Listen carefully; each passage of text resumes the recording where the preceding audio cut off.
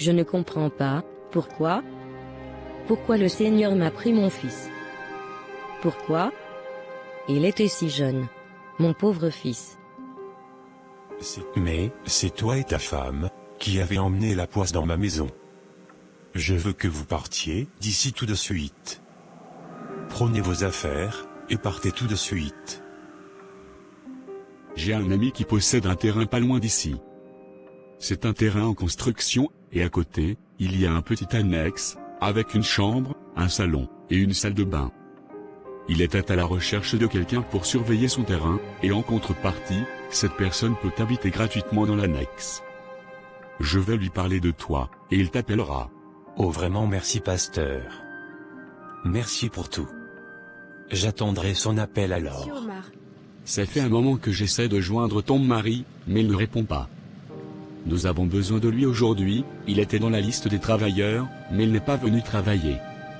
Et ce n'est pas la première fois qu'il manque une journée de travail sans prévenir. Je suis sûre qu'en ce moment, Jean-Yves est à l'église. Moi j'y vais tout de suite, comme ça, je vais raconter au pasteur qu'il fuit le travail dans la semaine pour aller à l'église. Franchement trop c'est trop. Il exagère. Cindy. C'est toi? Erickson. Waouh. Je ne pensais pas te revoir ici.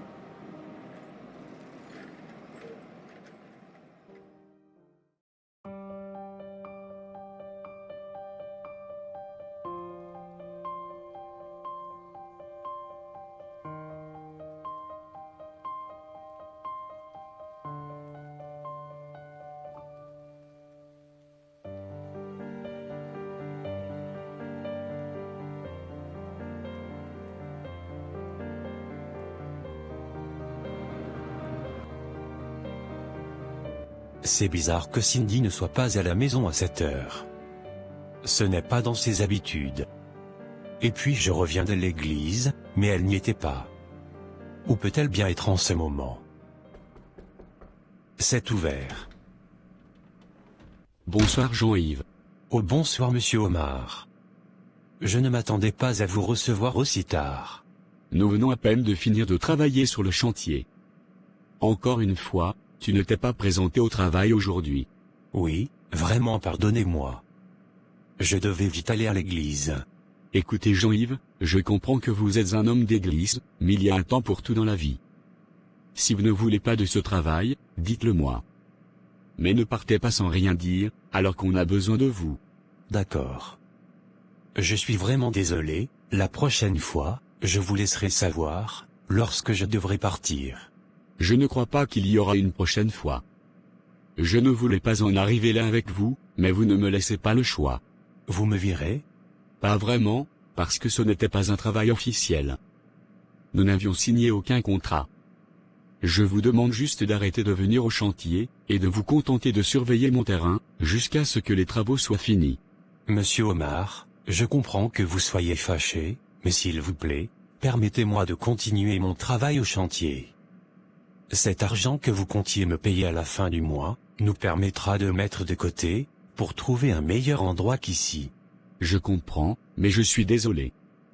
Vos collègues m'ont dit qu'à la place de travailler, vous ne faites que parler de Jésus toute la journée. Vous ne faites absolument rien sur le chantier, vous ne faites que prêcher. Mon chantier n'est pas une église, Jean-Yves. Mais la parole de Dieu nous encourage à prêcher l'évangile en toutes circonstances, favorables ou non. Vous pouvez prêcher l'évangile si vous voulez, mais vous devez vous assurer de travailler correctement aussi, car c'est pour cela que vous êtes payé. Si vous ne travaillez pas, sous prétexte que vous devez prêcher l'évangile, alors je ne peux pas vous garder sur mon chantier. Désolé. Passez une bonne soirée. Comment quelqu'un peut-il être si hostile à la prédication de l'évangile? C'est vraiment bizarre. Vivement que nos économies atteignent le montant souhaité, pour qu'on puisse quitter cet endroit hostile. Si je dois perdre mon travail à cause de l'évangile, alors j'accepte. Merci de m'avoir accompagné Erickson. J'ai vraiment passé une belle soirée. C'était avec plaisir Cindy. Moi aussi j'ai passé une belle soirée. Franchement, je n'avais pas autant ri, depuis très longtemps. En ce moment ma vie, c'est beaucoup de stress. Ça fait du bien de parler avec quelqu'un qui nous comprend. Juste en regardant où tu habites, je comprends que toi et ton mari, vous traversez des moments difficiles. Je peux vous aider, Cindy. Non, surtout pas. Je ne veux pas que tu crois que j'ai accepté ton invitation pour ça. Et puis ce n'est pas vraiment correct, Erickson. Tu es mon ex. Et alors?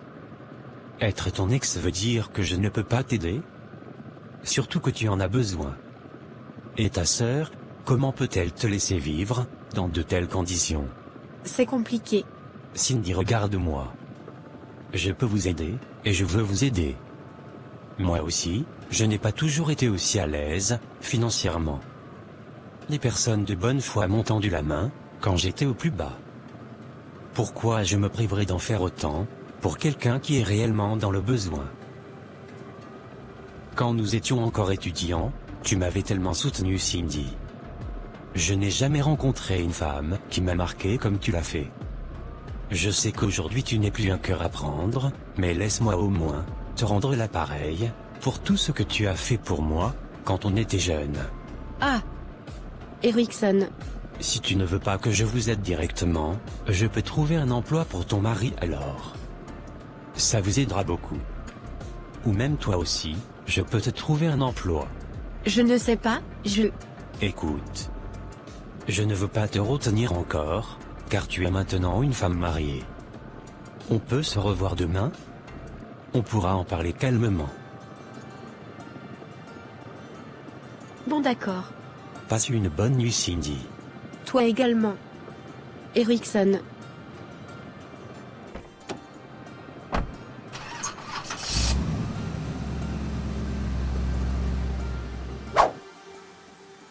Tu es là?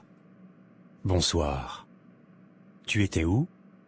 Je t'ai appelé mais tu ne prenais pas le téléphone. Bonsoir Jean-Yves. J'ai rencontré des vieux amis, et j'ai pas vu le temps passer. C'est qui ces amis? Tu ne les connais pas. Tu n'es pas allé travailler aujourd'hui? J'ai rencontré Monsieur Omar cet après-midi. Oui, je devais aller à l'église en urgence. On avait vraiment besoin de renfort à l'intercession, pour un cas de délivrance intense. Et tu n'as pas pensé prévenir au travail? De toute façon, il m'a dit qu'il n'avait plus besoin de moi. Tu as perdu le travail? Ce n'était pas un vrai travail, chérie. Et puis cet homme est juste dérangé par la présence de Dieu que je dégage. Il m'a dit qu'il n'avait plus besoin de moi, il a ses raisons. Que voulais-tu que je fasse? Que je lui supplie de me garder? Je trouverai mieux de toute façon. Mais tu es complètement inconscient, Jean-Yves. Je n'en peux plus de toi. Il t'a viré parce que tu n'es pas assidu au travail. Dis plutôt la vérité. Ce n'était pas un vrai travail, chérie. Des fois je regrette vraiment. Mais vraiment je regrette de t'avoir épousé toi. Mais comment tu peux dire une telle chose, Cindy? Cindy, je sais que ce n'est pas toi qui parles. Tu es influencée par ta chair. Ne laisse pas le diable semer le désordre dans notre couple. Cindy? Waouh! Ma femme ne m'a jamais dit une telle chose, même dans les pires moments de notre mariage. C'est un signe que notre couple est combattu. Demain je n'irai pas en ville. Je vais commencer un jeûne de 3 jours à sec. Je vais prier pour que les portes ouvertes à l'ennemi se referment. Ma femme est très émotionnelle, et ça la rend distraite. Je vais prendre les choses en main, spirituellement.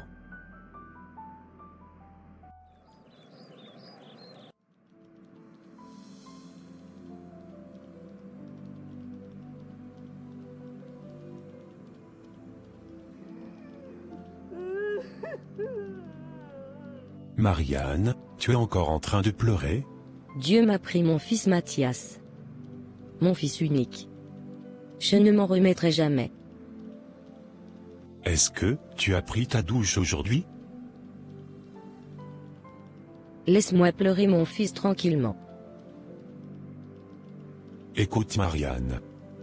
Ça fait déjà 3 mois que notre fils est mort, et ça fait 3 mois que tu as arrêté de vivre. Tu te laves quand tu veux, tu ne fais plus à manger comme avant, tu as arrêté d'être ma femme, dans tous les sens du terme. Moi aussi j'ai perdu mon fils, mais je n'ai pas arrêté de travailler pour autant, parce que je sais que ce foyer a besoin de moi, pour fonctionner correctement. Il faut que tu fasses un peu plus d'efforts. Je t'ai consolé du mieux que j'ai pu, mais là, ma patience commence à en prendre un coup. Laisse-moi pleurer mon fils en paix. Mais regarde-toi enfin. Tu ne ressembles plus à rien. Tu as complètement négligé ton hygiène corporelle. Tu sens mauvais, tu es devenu méconnaissable. Si je sens mauvais, pourquoi tu viens t'asseoir à côté de moi alors? Laisse-moi pleurer mon fils en paix. Écoute chérie. Toi et moi nous ne sommes pas stériles. Nous pouvons encore avoir d'autres enfants. Et si on se concentrait simplement sur ça en ce moment? On doit faire notre deuil, Marianne. On ne peut pas arrêter de vivre, parce que notre fils est mort. Je sais que c'est difficile. C'était mon seul fils aussi. Mais nous devons nous relever, ensemble. Et avancer. Mathias, laisse-moi pleurer mon fils en paix. Très bien. Si c'est ça que tu veux, alors très bien.